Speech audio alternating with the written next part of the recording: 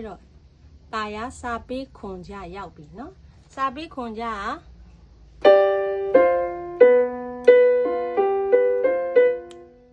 အဲ့လျော်ဝါချအောင်မယ်နော်ဒီမှာရှေ့ကဒီလိုပြီးတယ်ပြီးသွားရင်ဒိုရေမီဖာဆိုလက်ငါးကြောင့်အန်ကိုက်ထားဒီလက်ကလေးနေရာကိုလက်မပြန်ဝင်ပြီးဒိုရေမီဖာဆိုနော်လက်ကအန်ကြောင့်အန်ကိုက်ထားပြီးရင်ဖာစုံသီးမယ်လက်တကြွယ်လက်ညို့ဖာနောက်လက်တန်းလက်မဆိုတော့ဖာဆို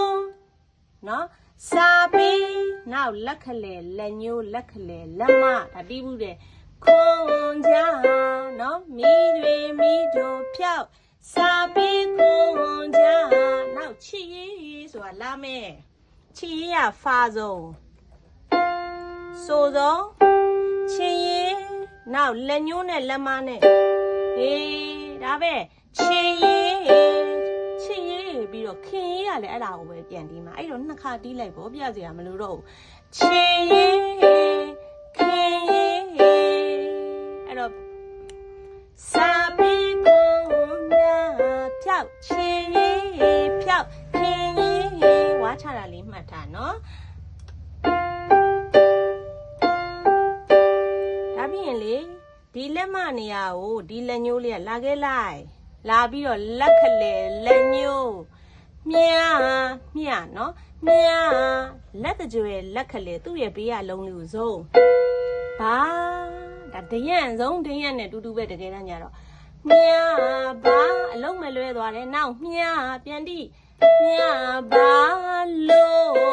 ဒါပြီးရင်လေဒီမကြည့်တလုံးလက်တစ်ချောင်းကိုတလုံးထားထားရင်လက်တန်းနေရာကိုလက်မဝင်လိုက်ဝင်ပြီးတော့လက်ညိုးနဲ့စုံလေးပြီးပြီနှလုံးကြော်သုံးလုံးကြော်သူ့တီအိုဒီပဲလက်ညိုးဒါသုံးလုံးကြော်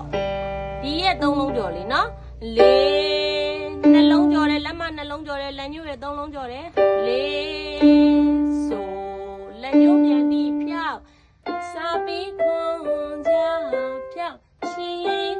ဖြောက်ခီဖြောက်မြလို့လေး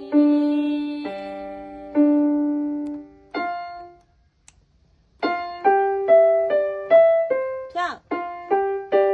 ခီဖြောက်မြပါ